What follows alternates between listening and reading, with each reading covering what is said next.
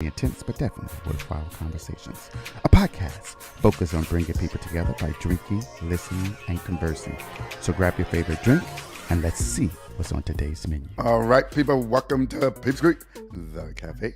You know, here at the cafe, we always have a conversation centered around a drink, and I am your host, Sean. I am joined in the cafe today by Denise. Say hello, Denise. Hello, Sean. Hello, everyone. Are you okay, Sean? I mean, we just recorded another episode. You should already know. I am a little... Under the weather? I don't know if I'm under the weather. I don't know what's going on, but my voice is kind of dissipating. And so I did not ask you what you were drinking on the last episode, but what are you drinking on over there? Well, at this point, I really don't have much left, but I was also drinking... Well, you're drinking tea, but I was drinking some coffee. So you're just going to tell people what I'm drinking before I tell them? Oh, my bad. Honestly, thought you had already told them. I mean, all right, so I am drinking some tea over here for my throat. But, you know, I would not be a Detroiter if I didn't throw a little bourbon in there, because when I was little, my grandma used to give us that little whiskey with the little alcohol. I mean, the whiskey with the little special concoction when we had sore throats and our voice was leaving. So that's what I'm doing over here. All right. There's a documentary, now that you mentioned Detroit, although you're not a football person, but it's Bye Bye Barry. He put the Detroit Lions, you know, back in the day on top. And there's a documentary on Prime about him. And it was really, really good. I might have to give it a go. I'll let you know. All right. So we are on episode 85. Episode 85 is Deadly Veteran or Self-Protection. Now, full disclaimer, people, okay, we used to talk a lot on this show with accused, guilty, or innocent. And so I received quite a few messages on some of our old episodes of this for people who are still watching the seasons. And so we decided to pick it back up. I would tell you, for a disclaimer, I started getting bored with the series because I felt like they were picking stupid cases and couldn't go into the courtrooms. Like, what's the point? So we are picking back up on this because obviously people like to hear about it and our opinions on it. We're starting back from where we left off. So we're on season 3, episode 1, and that's why it's called Deadly Veteran or Self-Protection. Those of you who don't know what Accused, Guilty, Innocent is, it is a show on A&E. And I keep telling the people from A&E, y'all need to make us the companion podcast for that show because we break it down like nobody else can break it down. Okay, so we are in Pryor, Oklahoma. I don't know what year it is. Denise, what year Are is we? We in Spavinaw, Oklahoma. This happened in Spavinaw. The attorney was in Pryor. Oh, that shows how much I was looking. Okay, we in Oklahoma. We're in Spavinaw, Oklahoma. What year? Back in 2018, September. Mm-hmm. And who we got? We have Mr. Michael Ward, who is the defendant or the person that is in the situation. He apparently, it starts with the police interview where he is claiming that he was walking up the path of his home. He looks up. He sees the victim was right over the edge of the barn. Mr. Michael Ward had his gun at the moment, you know, at the time. Felt like the victim was getting a little too close to him. He tells... You just going into all the details like that? Yeah. Okay, go ahead. He tells the victim to get down on the ground. The victim tells him, "No way, Jose, I ain't getting no ground." You know, attempts to grab the barrel of the gun from the defendant. So they start tussling for it. And the victim apparently starts to like get away from him. But then somehow he stops and says, "Oh, he's going to kill me." And then shoots the guy in the back. So Mike Ward is in his 60s. Wait, so you're about to recap everything I just recapped? No, Mike Ward I'm giving them a little background. Mike Ward is a divorced person. He's in his 60s at the time that this occurred. He's a U.S. vet, which is why it says Deadly Veteran. Army. And he recently moved after his divorce to Saginaw. What is it called? He moved from Tennessee to Spavinaw, Oklahoma. Oh, Spavinaw. Saginaw is in Michigan. All right. Yes. He's never been charged with a crime. After he moved to Spavinaw. Spavinaw. Spa, like a spa. That's okay. It's not a place I'm going to visit. After he moved to Oklahoma. 2 years after he moved there, his neighbor, he had a neighbor that moved in. His name is Sean Allen.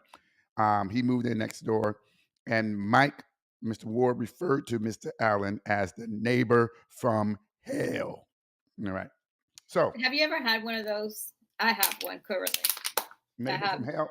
yeah, I have Mm, one upstairs. Mm-mm. Mm-mm. Because I ain't got time. I don't play no games. First of all, I don't talk to them. And Well, if I don't they talk to them either, if but they come over here with some bullshit, they know they're gonna get some bullshit right on back. So people leave me alone. Okay, I mean, but period. it doesn't necessarily have to be same situation. But Like the noise and all that. yes, like yeah. Let me not go into details about my neighbors because this world is very small, and one day they decide to start listening to the podcast. All right. So let's go. So we meet Mike's lawyer. His lawyer's name is Misty Fields. She Mhm. is in Pryor, Oklahoma. She tells us at the very beginning that the prosecution's position is going to be that because the individual, Sean Allen, who happens to be quote unquote the neighbor from hell, according to Mike, was shot in the back, that the prosecution position is going to be that there cannot be any self defense because Mike was not in jeopardy at that particular point in time. So Mike has been charged, or Mr. Ward, because he is in his 60s, so I will respect my elders. Mr. Ward has been charged with one count of murder in the first degree, which comes with three penalties. That is life, life without parole, and or death. All right. Well, I guess you can't have and or death because if it's life with parole and you die, you can't have it. So three options. You can have life, you can have life without parole, and then death. Now, here's the caveat. Some of you might be wondering, okay, what do you mean life? If he has life, that means he ain't getting out. And then life without parole, what does that mean? So the difference is it all depends on the state. Some states, life does not always mean natural life. Sometimes in some states, life means a period of time, 20 years, and then you can go up for parole. And then sometimes life, in some jurisdictions, life means natural life. But if it's life, you still have the option of parole. So that means you can go in front of a board and plead while you change and and they might can let you out. So those are the three variations that we have. Is that right? Yes. All Yep. right. Now, so when we meet Mike, like Denise said, the documentary starts off with him talking to the police, but then we go and we see Mike talk to his lawyer, Mr. Fields, where he gives her the events of the day. Did you take notes on that? Do you want to tell him what his events of the day are? Okay, obviously she wasn't looking. So No, look, I'm trying because I kind of gave you what he said on the police, which yeah, didn't but that's different what he tells Misty. But go ahead. I didn't think it was that much of a difference. I think Hmm, that his story it's a lot of difference, but go ahead. really, because Yes.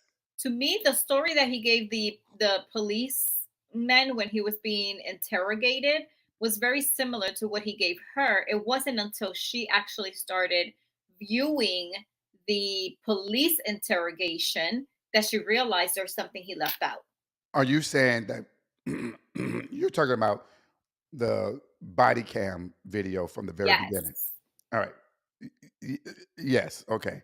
But what we don't know is how did they splice that up just for the part of the episode. So I'm talking about the interrogation. All right.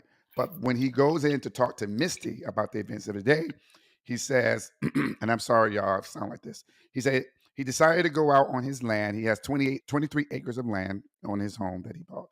He started to go out on his land because next week was going to be deer Deer season. season, So right? he took his deer rifle out there while he walked. Now, the first thing that I wrote down is when I was watching it out, why do you need the gun if you're not hunting? Because it'll start the next season. You never know, though. Yeah, okay. Um, he says that he, Deer hunters take these very seriously, though. So you're not going to go out there. You're not going to go out there without that firearm that you but may the miss. season was, no, the season, I'm sorry. But The who season cares was, about seasons in those places? Ain't okay. nobody care about the season. Show us how He, you truly feel he about was this trying to make case. it seem like he was preparing himself for the season. That tells me that he is an individual who shoots during the season. Now, a deer is not a bear. Okay, so I can see if he says bears are out there. So I took my gun because I was walking my property. A deer is not going to attack you. If anything, they're gonna look at you like they're stupid and then run. Okay, A bear? a deer. Oh, oh, oh, oh. So he doesn't really. For me, what I'm saying is when he told that, that's my initial reaction. If you're talking about the season begins next week and you're preparing your land, why are you taking the gun out? That's just me. Yeah, I didn't I see it that way. I get it. You don't see a lot of things that way. My way. You're right about that. No, because I know because I'm not a hunter by all means. I don't hunt. But I know that they take it seriously, so How do you know, Denise? because I know somebody who does it. I'm not saying that they all take it seriously, but you have those who are hunters who, they do, they live for that. It's their passion is to be able to hunt. So I don't see nothing wrong necessarily with him carrying that firearm if he had gone a week prior with the potential of maybe spotting a deer. That's just all I'm saying. All right, fine, whatever. Got it. So he says that. Listen, we gotta squeeze this in at least 45 minutes. So let's Listen, not speed this up. I'm not. But what I'm saying is, obviously, you can tell I'm not really a fan of this particular case. All right. So, Actually, you're giving me the impression that you felt like he was going with all the intentions of oh shooting. yeah, I don't believe.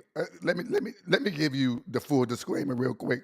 I don't believe the man was in fear of his life, but we'll talk about that. He saw Sean Allen by the barn and says that he knew that Sean had a warrant out for his arrest. Oh yeah, So yeah. he told Sean, stop, and that he needs to get down because he's making a citizen's arrest and he was going to call the law. Yep. Now, At that I remember. now, what I wrote underneath that is, why can't you just mind your own damn business?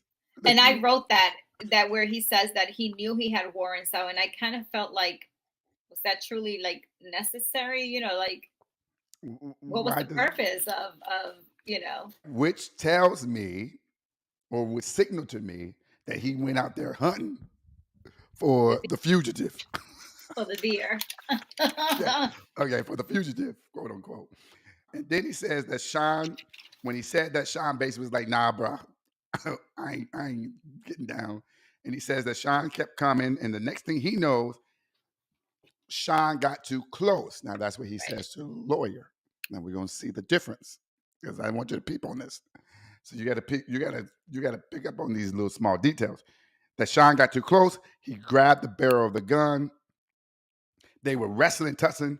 He claims that Sean was getting the gun and he felt that Sean was going to try to kill him. And then Mike said that he jerked the gun away from him. Sean turned around and Mike pulled the trigger. Boom. And he says that he claims that he thought Sean had a gun. Now, what I wrote underneath that was, now, Hold why on. didn't you say that from the beginning? And so what I'm saying is, okay, so you didn't think he had a gun until he turned around. Why didn't you think he had a gun from the beginning? So that would have made it different for me. Oh, I did remember that because I said the same thing. I said, you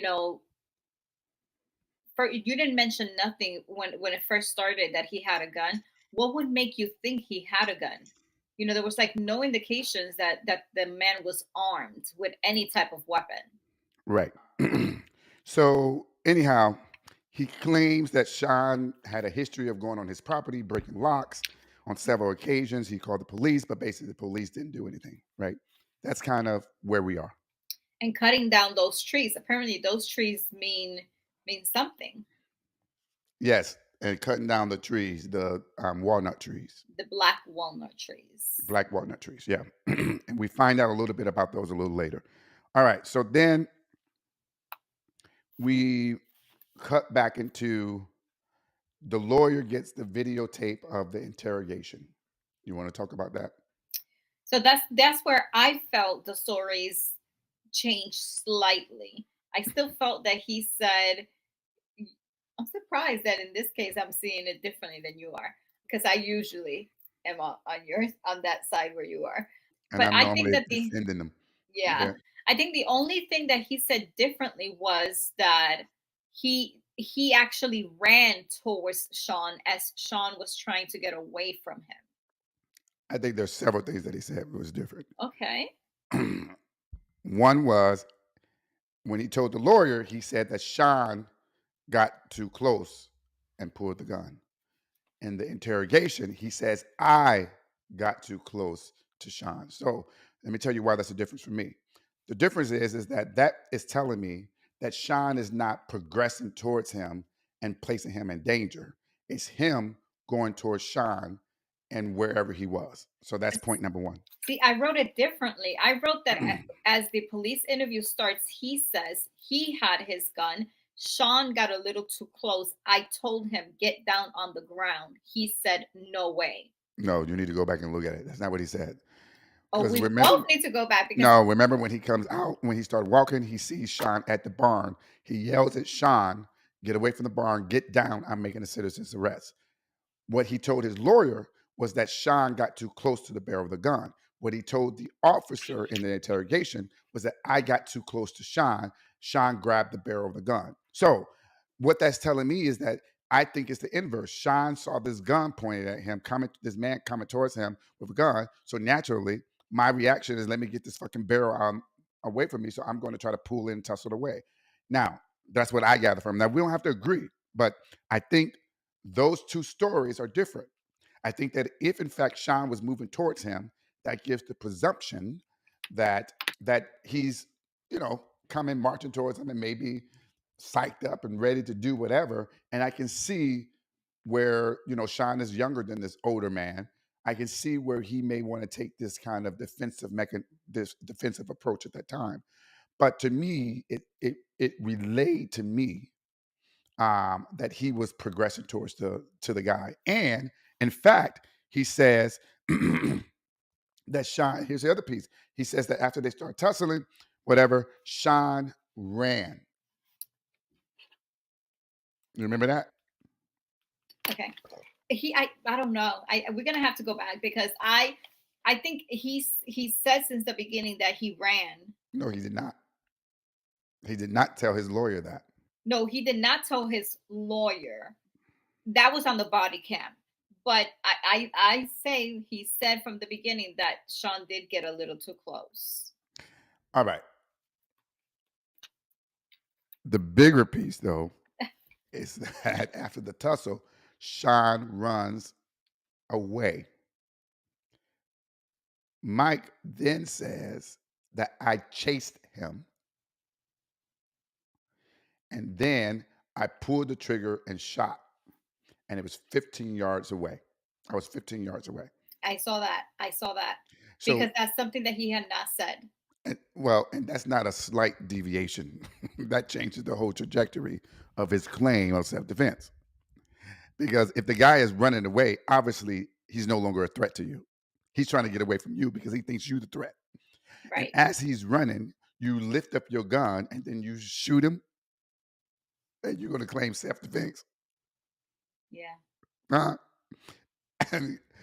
And that's why his lawyer says, I wish he wouldn't have said that. Yeah, but at that point, he had already, he had already said it. What can you really do? Because when I looked at that, when I watched the portion with the interrogation thing, the note I put on here is totally different than what he told his lawyer. I get that parts of it was the same. I think those two pieces could lead a reasonable person to believe that he was purposely going after Sean. And I'm just saying. I don't know. I could see that. I could see that. But I think what I have stuck in my head is what you're about to get to once you get into the, the trial. And I think that's what I still have stuck in my head. It was cut and dry to me. I knew he was going to jail. Full disclaimer. Anyway, all right. I didn't actually. I honestly thought there was a chance. No. All right. So then his lawyer wants to try to prove his fear. So she goes and visit the site, his land where it happens. Do you want to talk about what you see there? I mean, what they talk about there? Or you don't remember that? They say, what was I got you, because they say the same thing. He was just saying that He was saying that Sean he showed the lawyer where Sean lived next door. He said right, that Sean would take his garbage out and come and burn and it on his property. fire, yeah, put Mhm. fire on the property. Then he says, and I think this is key. He says he would cut down the walnut trees and they were selling them for about 3,000 a pop. Word on the word. Or Word word on the is street. because there's no, yeah. And then claims that he was nervous all the time because Sean might get what he wanted out of him, which is to get him out the way so that he can cut down all the other black walnut trees. What is what is so special about those I guess trees? they are rare in the area, and maybe they're important in that area, and maybe Oklahoma, that particular area, does a lot of exporting of them. I don't know, Because but he said he would, the Sean guy would bring his friends and they would right literally like take the trees. now, I also think that fact changed it for me as well, because for me, I'm thinking two things. I'm thinking, A, first of all, you pissed off that the cops ain't do shit about this guy coming on your property. Secondly, you're pissed off because he's burning property and burning trash on your property. It look like shit. Wouldn't you? I would be pissed. But this goes to my point. Thirdly, you're pissed because shit, these are my trees. I should be cutting them down and selling them off versus you selling them and getting $3,000 a pop.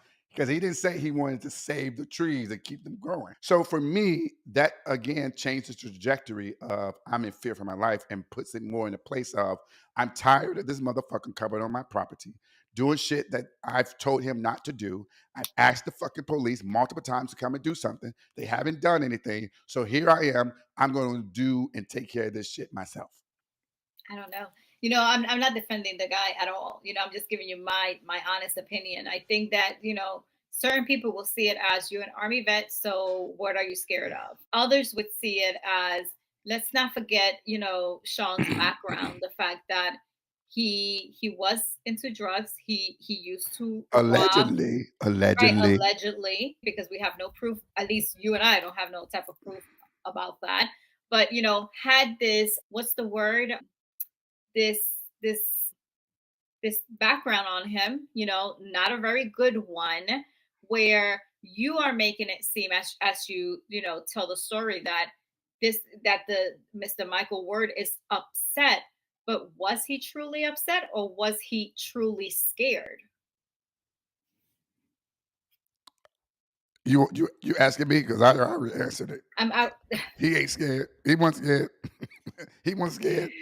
He wasn't scared. Yeah, he was pissed off. And look, that's what I wrote. I said the lawyer says after she met with him, she says, the lawyer says Mike was scared for his life. And I put this is what I put. I'm writing my own notes to myself. I put on here. I beg to differ. Sounds like a man that was pissed that someone was doing things on his property that they should not be doing, and he wanted to get rid of them. I think he was both. I think that he was upset, yes, because you're cutting my lots every time I have to keep replacing these lots. You are, you know, coming into my property. You're putting fire on my property. Yes, you would be upset, but you know also that this man, if he truly wanted to take me on, he could take me on. He's younger than me. You know, he's high the majority of the time, allegedly. Allegedly. Allegedly, you know. I don't Hmm. know. I don't know. I mean, Again. let's okay. So let's take your point for example. Mhm. Now we get the toxicology report from the autopsy. It shows he had meth in the system, Yes. 0.38, And uh, another drug, and another another. thing, I thought that was just antihistamine. What was that? That's a. amphetamine. Oh, It was okay. meth and amphetamine. Let me see what that is really quickly. So he had that in his system. Now the lawyer says that she's aware that when you have that level of drugs in your system, that it increases your violent tendencies. And again, when she said that, my note to her was, "But lady, the problem is he ran away." Look, th- y- I'm sorry. I get it. He had a history of drug use. People are on drugs. When I was in Portland, they would do a meth in the middle of the street when you walk right past them. They ain't trying to kill you. Yeah, they are Not high. everybody. Not Okay, everybody but is the listen to me. same. Listen to me. Listen to me. Listen to me. Listen to me. Okay. Okay. I get the fact that he was on drugs. I get all of that. But here's what's vividly missing from everything. He does not identify, when I say he, Mike, does not identify one thing that Sean did in that moment in time Right. that he exhibited violent behavior or this superhuman strength aspect or this aspect of invincibility. There was nothing that he presented. Now, let's go to what the private investigator. So they hire a private investigator. Private investigator, Mike Heath. Okay. He interviews two people. You want to talk about the two people he interviewed? He interviews a gentleman, Bruce Hoskins, I think it was the last name, Hopkins. Mm-hmm. and who is somewhat of a neighbor. And he, he claims that he personally tried to stay away from Sean and Sean's crew the majority of the time because he didn't want to get involved with him. Sean used to cook meth, and the man asked, did you see it? And he was like, I could smell it. I could smell the fumes. But that Sean did say that if Mike, which is the person the show is about, ever gets in his way or confronts him, he will take him out. That is something that one neighbor said. Then he goes to another neighbor, another person who had similar experiences as the one Mike had. Her name was Tiffany Birch. And she was, you could see based on how he's asking her the questions, that she, even to the day, was still very scared of Sean, but painted him as being a dangerous person. She also could smell drugs, whenever he was doing the drugs, she could smell it. He had guns on him, and he once even attempted to put her house on fire. So he kind of like tried to burn the gate of her home. Okay. Yes. All right. So let's talk about these things. All right. I get that the folks were annoyed that allegedly he was cooking meth.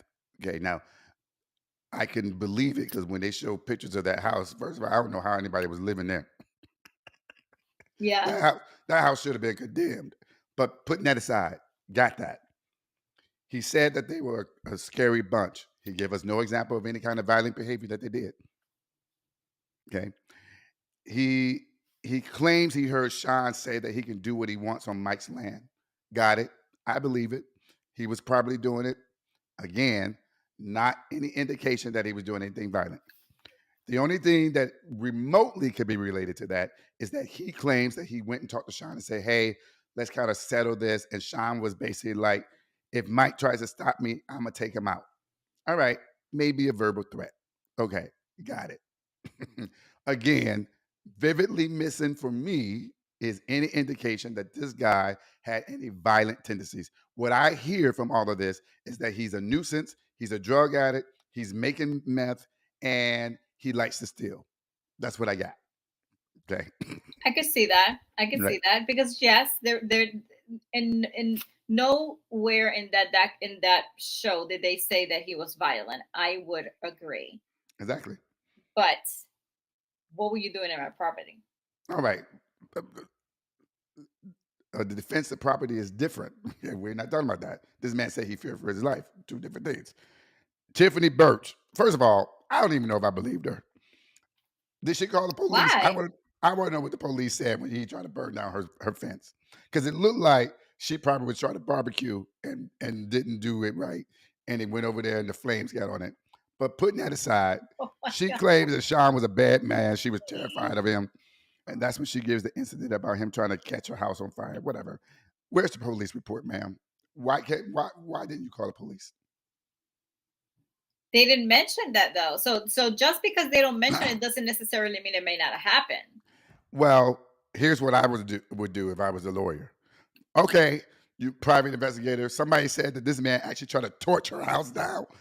Let's go and see if we got any police reports of this so we can bring this in, so we can show that there's a tendency of this man being violent. And so that will translate to why my client understood that this man had this warrant out, understood that he tried to burn down the lady down the street's home, and he's been on his property for many times unwarranted trespassing. I understand why my client is upset and fear his life. But what I'm saying is, we ain't got that. Okay. And then the other thing is Sean was cooking drugs. Okay, he's a drug addict. Okay, but then we get this other piece of evidence. The day before, apparently, the police tried to arrest him, Sean, the day before he died. You want to talk about that? So there's radio call logs that the sheriff department gives to Misty, where it shows that the day prior to this incident happening to with Michael Ward, the police had stopped a suspicious vehicle. Sean was inside the vehicle, has some outstanding criminal charges against him, so they attempted to, do an arrest, and he fled. So he fled on foot. So he became a fugitive that day. And according to the lawyer, she says, apparently the night before he escaped the police, and it appears that he was in the woods, Right. hiding in Stayed Mr. in the woods that Ward's day. area. And it appears that what I wrote here, it appears that the defense was trying to say that he was trying to escape the police in the woods. And so Mr. Ward, finding him, placed him in a different state of mind because he knew that the police were trying to capture him the day before. All right. Now, let me ask this question. The lawyer says that she thinks the real victim was Mike, that he was victimized. You agree? It sounds like you might agree with her. In a way, yeah. And why? Because, it's very, I get you constantly having to call the police because this man is trespassing. This man is, breaking your locks. This man is taking your trees. This man is doing so many things to your property and nothing gets done. Yes, it's going to get to a point where you are going to become upset because no one is listening to you. No one is paying you no mind. The police ain't doing anything. And it continues to happen and happen and happen. So where's his justice? I guess he went out there and got it because he went to kill the man. But that's what I'm saying. Like, it's easy to say, to look at this from the show perspective and say that the person that passed away, Sean Allen, is the victim. But we're failing to also see how the system failed Michael Ward, because how many times did he not call them? There's records of it, and no one did anything, where it had to escalate to the point that it escalated to. Okay. Yes, I can hear you on that, but we're still talking about two extreme things here. Okay. Well, Killing the man, obviously you're gonna. killing the man ain't got nothing to do with him breaking your locks. It's not just the locks, though. It's again, you as you go through it, you are just concentrating on, oh, he just did the locks. So it was much more. He trespassed. He did the locks. Yes, he cut the trees. He was cooking the meth. He was actually burning on the man's property. It wasn't just one thing. I got it, but okay. So again, I'm not justifying. So let me ask this. So your neighbor, let's just say hypothetically speaking, your neighbor is stomping on your head all night long. You go knock on the door and say, "Hey, I too much noise. I wake up early." They continue to do it. They have parties. You call the police. Police come, say noise ordinance. Eventually, the police stop responding. They do it again. You go up there and you try to make a citizen's arrest, and then you shoot them. Now, it's two different things. Making a noise is nothing with the having to constantly be replacing locks, having to have the fear, that not the fear, because he claims that items were stolen from him. However, I want to say this before I continue. I'm not defending Michael Ward, but I'm trying to see it from both points of view, right? I'm trying to see it from your point of view, where the man was not violent. I get that. I get that now that you mention it, because it wasn't even something I was thinking as I was watching the show. But I also sympathize with Michael Ward because, yes, there was stuff stolen from him. The constant having to say this is happening, but no one is doing anything. At this point, what do I have to do for it to stop? Because it's not stopping. Sean Allen obviously felt like it was a challenge to continue to do it, because he's been told not to do it and he continues to do it, disregarding what the person is telling him. I mean, let me be clear. I'm not discounting what you're saying. What I'm saying is none of that matters for the crime that he's charged with. and the defense that he's putting forward. That's my point. Yeah, but there was no defense because when they tried to No, his defense is self-defense. He's scared of his life. That's his defense. but his defense is he was scared of his life because of Sean's background, but that wasn't even No, allowed in court. well, that's not his defense. That's what they tried to make as part of the package to identify why he Right. was fearful. But that doesn't matter. And I think the judge rightfully excluded that because it doesn't matter. I don't know. This is one case where I felt like I don't know. But here's what I'm saying. You know, I Now, always put myself as a juror. oh my God, let me finish what I'm saying, please. I'm going to take it out of the context of this case. Hmm. You go into low impoverished communities where folks are dealing with shit every day. People, vandalizing cars and this, that, and the third, yeah, yeah, yeah. Most of those people don't get to use all of that to substantiate why they did a crime. People come up in bad backgrounds, and because of their circumstances, their predicament, it drives them to do certain things. They don't get to use that. So I guess I'm a little more critical here because this man is essentially privileged. He's living on 23 acres. He's doing good for himself. I mean, he's a U.S. Army veteran. And you're trying to use all of these things to justify why you took the action that day when it doesn't align with the actions of the person that you killed at that time, in that space, at that moment. And so I'm not going to give him a pass. I'm sorry. I'm just not going to do it because the system does not do it for minorities. The system does not do it for low impoverished individuals. And so our circumstances certainly can dictate how we think about things, but it does not excuse the rational behavior or irrational behavior that we engage in at that moment. What I'm saying is he claimed he was making a citizen's arrest. Number one, that tells me you were not focused on you feeling like you were in danger. You're not scared. You're approaching this man saying, I'm arresting you. Versus if you're so scared to be on your property and you see him, why didn't you go back to the fucking house, call the police, and say, look, this man is on my property. I know he has a warrant. I want him off my property. If you don't come here, I'm going to attempt to do a citizen arrest. That would have made the trajectory of the situation totally different for me. He didn't do any of that. Yeah, at the moment you're not thinking though. With the He history thinking he about has. stopping that walnut tree. Well, with the history he has with the police, obviously calling them plenty of times because of Sean, he's not thinking I'm gonna call the police. Again, I'm not defending him. Rightfully so. He killed a man. You know, he gets whatever punishment is given to him. But this is one case that I could see it going either way. I mean, don't get me wrong. I understand fully what you're saying. I don't disagree. But the problem is that he had choices. We all have choices in life, and Okay, we and we never. and you know what? And we deal with the consequences. Hmm. Hmm. And heck, And he's gonna deal with it, based on whatever verdict is given all in right. court. So they eventually do. A lot of lawyers do this. They do jury consultations. Have a jury consult to come in, and they do mock trials just so they can figure out kind of how the evidence weighs and how the witnesses testify. And Mike goes and do this little mock trial and kind of what's your impression of his? Like he wasn't even interested.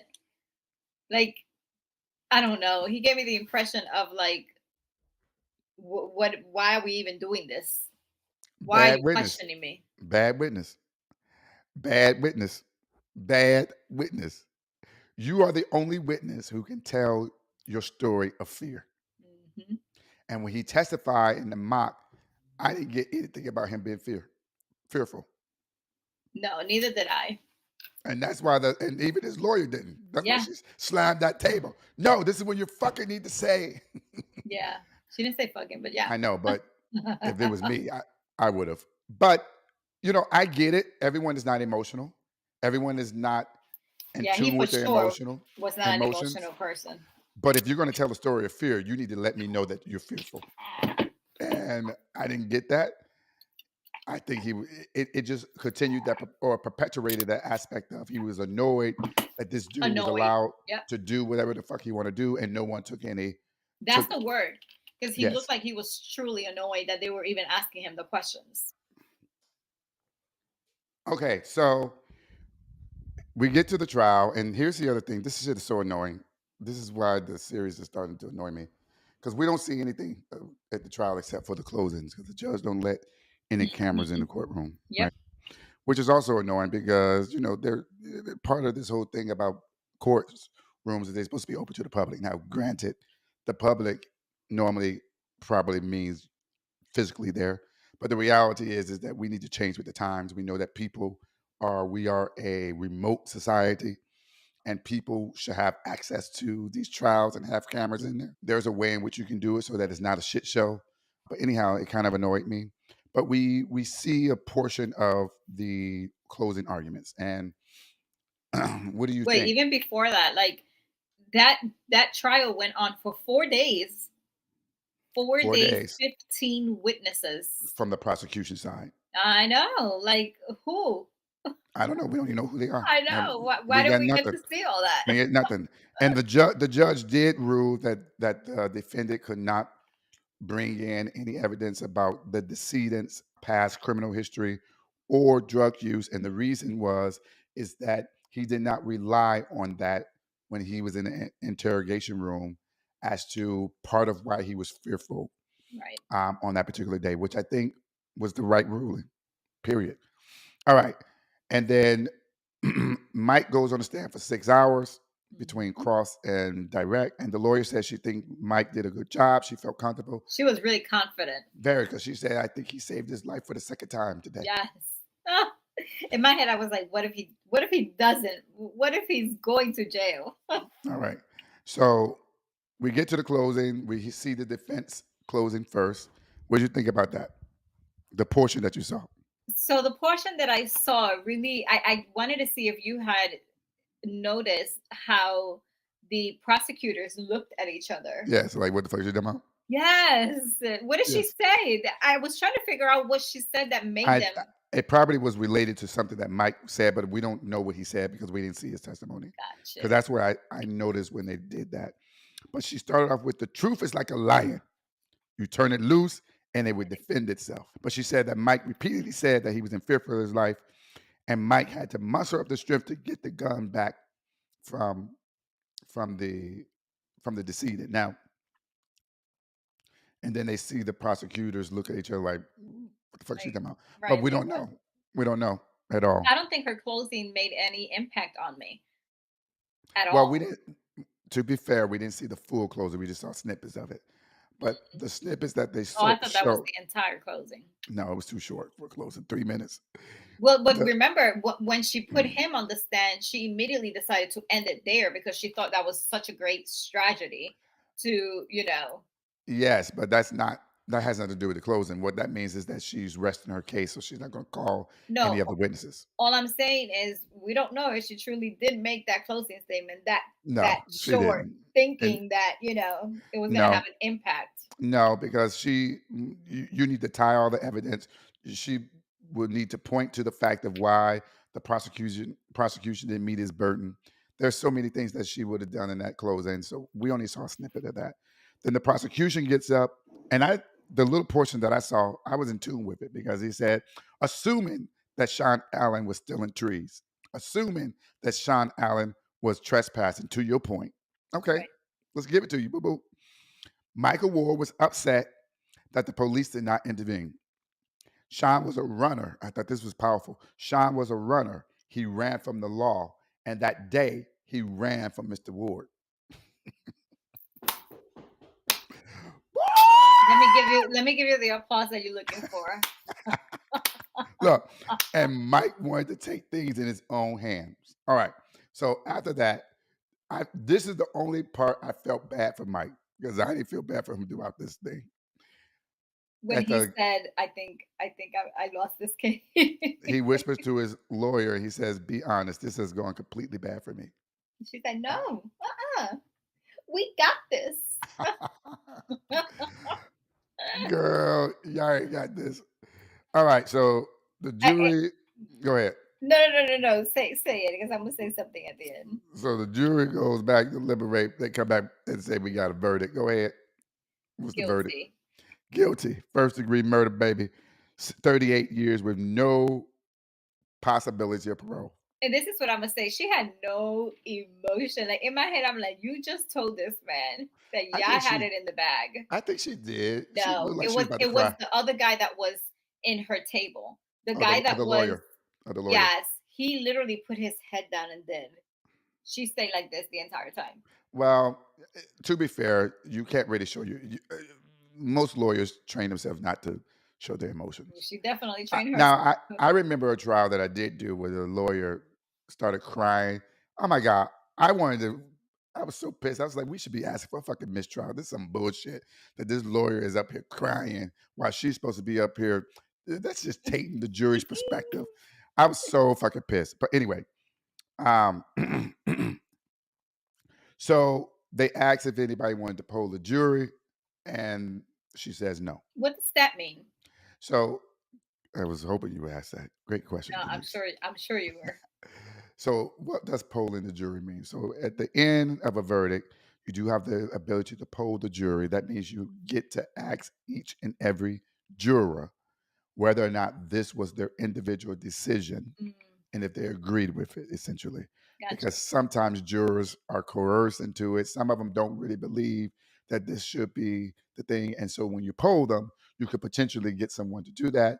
And then you can arguably indicate that they need to go back, or you can say that there was a mistrial because there's no consensus in the. What do you think she should have done? I think she knew the answer was the writing was on the wall. I mean, I don't understand why she really thought that he was fearful of his life. I don't, honestly. Throughout this, I mean, from the beginning, when he told the story, when I saw him go in her office and told the story, I immediately wrote him guilty. And you know I never do that. Yeah. I immediately wrote guilty. I mean, because if he would have shot him while they were tugging the gun, got it. Different, yeah. For me, okay, now let's talk about it. Let's talk about it.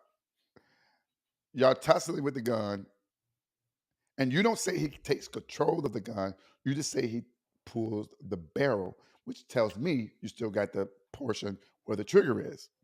So why didn't you shoot? And he had already clocked it because he said he had already. Exactly. So if you're so fearful, why did you shoot? Now, I get it. The argument is going to be people make, everyone makes different decisions. That everybody don't think the same.